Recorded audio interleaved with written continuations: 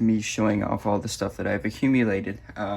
I basically have a buying problem, and I have a ton of stuff, but don't have anything to do with them. So, this installment of me showing off my collection, I'm going to be doing the motherboards I have. I could do this for all of them. I can do for RAM, CPU, kind of power supplies to be very short.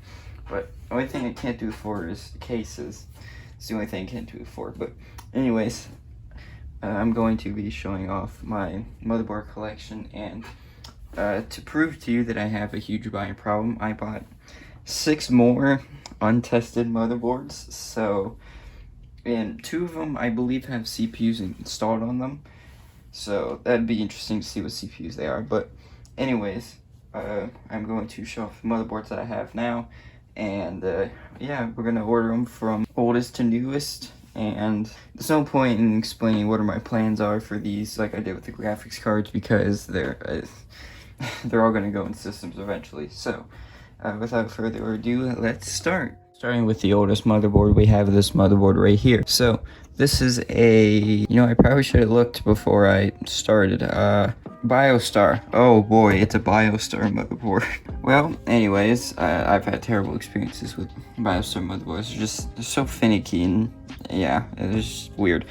Anyway, so this is a Biostar MB85 TAC, and this is a socket 7 motherboard that I pulled out of the 1996 retro computer that I made a video on a couple months ago. And the reason I pulled this board out of it is because it does work, but the CMOS battery is dead, and I wanted to sell on the system with a working CMOS battery, so I replaced it with a ASUS socket 7 motherboard that has a CR2032 battery. So I replaced the battery and got it working. This one's interesting as it has the connector for the AT keyboard and the PS2 mouse, and I don't believe that 1996 case had support for the PS2 mouse. But anyways, this is a pretty basic motherboard. Underneath the seatsink, I believe, is a Pentium 100 megahertz, which is, it's nothing special, but this board does work, which is good. And maybe it'll be used if I find that AT system has a bad motherboard. I don't know. Next motherboard is this right here. This is a Gateway. Oh man, what system does this come out of? I don't know, but if you want to look up that model number right there, you're more than welcome to. But this is a MS6330. Actually, I believe that's the model number, but this is MS6330. This is a socket 462 motherboard, and this was from a Gateway system that was being a pain. Oh, I moved it. This was from a Gateway system that was being a pain, and I thought it was a bad motherboard, so I bought a replacement motherboard. But it turns out the CPUs I kept buying to put in it weren't actually supported, so I finally bought a CPU that was supported and the original motherboard worked. So it was just a bad CPU the whole time, and it was that thing was such a pain. But this motherboard, I actually never tried it, but I bought it from a person that claimed that it worked, so I assume this board works, but I don't have any CPUs to test it with. If I find maybe like a cheap beige case or something, maybe I could put this board in and sell it on as a retro Windows 98 budget PC. Actually, that's what we could use this Radeon 9200 for. We could put it in this system right here and just get in.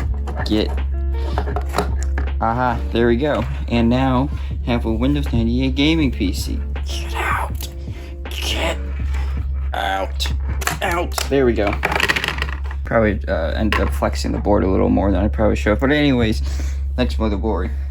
So let's move on to the next motherboard, which is this right here. This is an ASUS P5N-ESLI, and I got this from a computer that was spider infested. It was disgusting. There was about 4 dead spiders and half of a moth inside the case. Like, how does a moth get inside of a computer, let alone half of one?